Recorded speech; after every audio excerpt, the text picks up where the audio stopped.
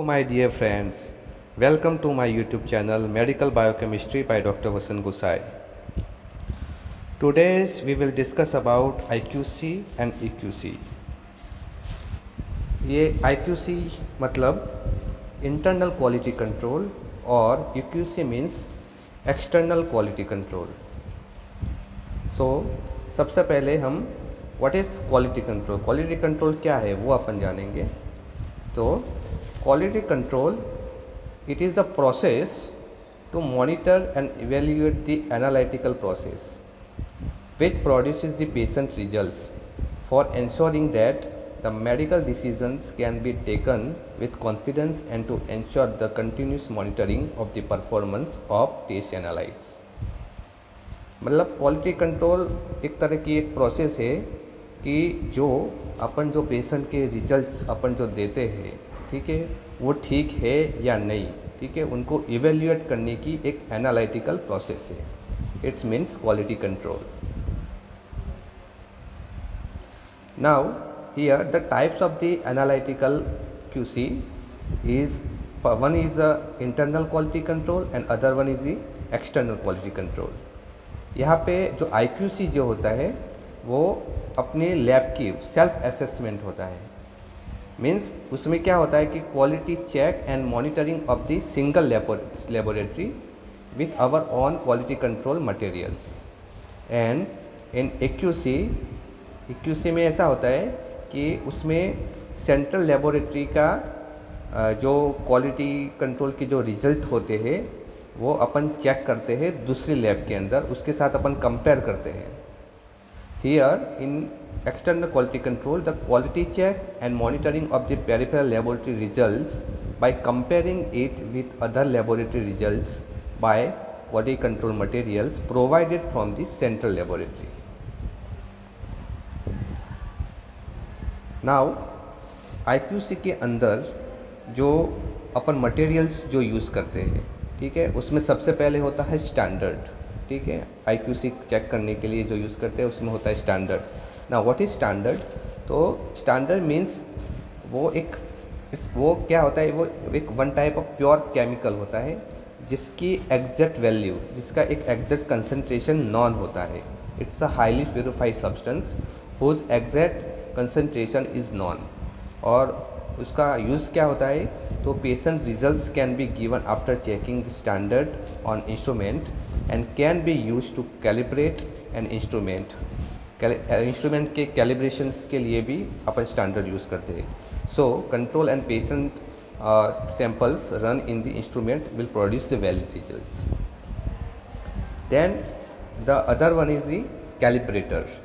Calibrator क्या होता है? तो इट्स अ ह्यूमन और bovine origin with pre defined fix value. एक ऐसा सब्सटेंस, एक ऐसा एक कंपोनेंट होता है कि जिसकी वैल्यू पहले से फिक्स होती है, ठीक है, और उसको अपन क्वालिटी कंट्रोल में अपन उसको यूज़ करते हैं. It is use to adjust the instrument kit test system in order to standardize the assay. Then the controls, it's resembles the patient samples. Patient के सैंपल के जैसा होता है, इसका characteristics, colour, viscosity etcetera. And it's also from the human or the bovine origin with predefined range. It is not the fixed value but it's a predefined range of the values for each analyte. And उसमें कभी 2 भी होते हैं या 3 level भी होते हैं controls के, level 1, level 2 and level 3. and it's includes with patient samples when performing a test used to validate the reliability of the test system. अपन जो मेथड यूज़ करते हैं, जो टेस्ट अपन परफॉर्म करते हैं, वो वैलिड है या नहीं, वो जानने के लिए, वो देखने के लिए अपन कंट्रोल यूज़ करते हैं. Now what is the frequency of running controls? तो according to NABL guidelines, the 2 levels of the controls should be run on the day of performing the test irrespective of sample load of the laboratory. If laboratory is working for 24/7, then 2 levels of the control should be run in peak hours of the workload, and after that the 1 level of the control at every 8 hours. The obtained results collected and plotted on LJ plot. LJ plot means Levy-Jennings plot. And here the obtained LJ plot is used to evaluate for trends or shift in the data that could indicate the problems in the testing system. This is the normal distribution curve. Okay.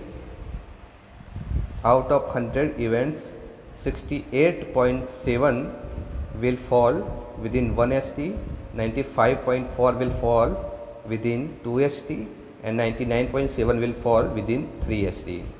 अपन जो भी value control की जो भी value आती है, ठीक है, वो अराउंड टू मीन होनी चाहिए बिटवीन 2 SD वैल्यू, उसको अपन एक्सेप्ट कर सकते हैं. लेकिन जब भी वो 2 SD से बाहर जाती है, ठीक है, और मीन के अराउंड नहीं होती है, तो अपन उसको वार्निंग रूल में कंसीडर करते हैं, वार्निंग, या फिर रिजेक्शन में अपन उसको कंसीडर करते हैं. Here the standard deviation and probability. In general, the laboratories use the plus or minus 2 SD criteria for limits of acceptable range for a test. कोई भी टेस्ट की जो वैल्यू जो आती है वो प्लस और माइनस 2 SD के अंदर आनी चाहिए, तो अपन उसको एक्सेप्ट करते हैं. When the QC measurement falls within that range, there is 95.5% confidence that the measurement is correct, and only 4.5% of time will a value fall outside of that range due to chance, and more likely it will be due to an error. It may be systemic or random error. Now, अब quality control को अपन उसको accept करें या नहीं, तो उसके जो rules होते हैं उसका नाम है Westgard rules.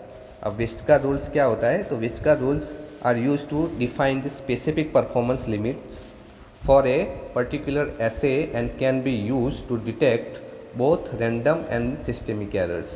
There are 6 commonly used Weisgard rules, of which 2 are warning rules and other 4 are mandatory rules. And here the violation of the warning rules should trigger a review of test procedures, reagent performance and equipment calibration. And the violation of the mandatory rules should result in rejection of the results obtained with patient serum samples in that assay. So अपन यहाँ पे warning rule कौन से है और rejection rules कौन से है वो अपन देखेंगे. यहाँ पे वेस्टगार्ड रूल्स, उनके जो टाइटल्स है उसमें एक फर्स्ट वन है 12S rule, 13S rule, 22S rule, R4S, 41S rule and 10X rules, and used when 2 levels of the control materials are analyzed per runs.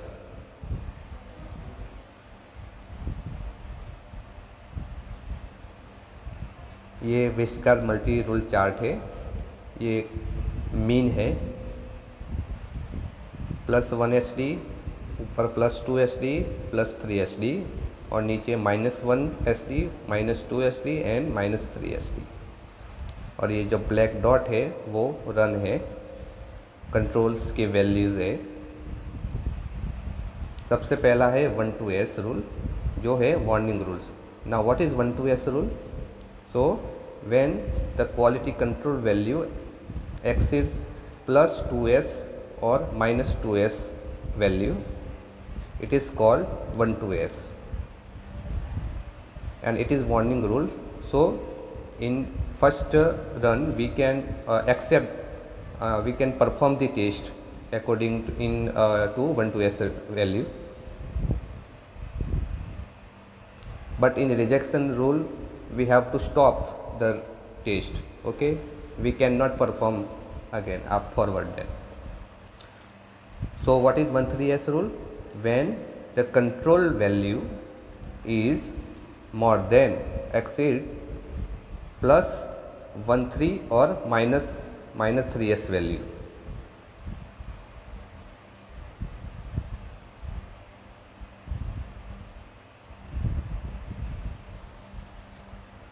Then 22S rule, and it is a rejection rule. What is 22S? So in 22S when two consecutive values exceeds plus 2s value, it is called 2s value.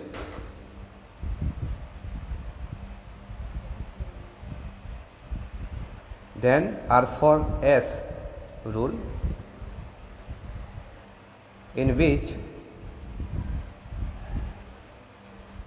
one value controls one value is more than plus 2s and the other control value is more than minus 2s value, and it is a rejection rule. Then for 1s rule, in for 1s rule, the for control continuous consecutive values is more than plus 1sd value, it is called for 1s. And last one is the 10x rule. Now what is 10x rule? So in which there 10 control value continue is more than the mean or exceed than the mean. Now what can we do when the rejection rule is outcome? So here the solving of the out of the control problems. So first one is the retry or rerun the analysis if QC is still not in the range. Second one is the change the reagent and retry. हमको reagent को बदलना है और फिर उसको try करना है. फिर भी अगर रिजल्ट नहीं आता है, ठीक है, वेस्टगार्ड रूल वायोलेट होता है, तो हमको क्या करना है, टेक ए फ्रेश एलिकोट और उसके बाद फिर से हमको रिट्राई करना है. QC का नया एलिकोट लेना है और रिट्राई करना है. फिर भी नहीं आता है तो हमको उस पैरामीटर को हमको कैलिब्रेट करना है, ठीक है, और फिर रिट्राई करना है. तो भी अगर नहीं आता है तो फिर से एक नया, ठीक है, QC का नया एक वायल दूसरा, ठीक है, वो लेना है, उसको रिकन्स्टिट्यूट करना है और फिर से ट्राई करना है. Then patient sample patient result should not be reported till a corrective action has been done, ठीक है. और जब तक ठीक से प्रॉपर के QC नहीं आते हैं, करेक्टिव एक्शन नहीं होती है, ठीक है, तब तक हमको रिजल्ट नहीं देना है, ठीक है. Okay, thank you.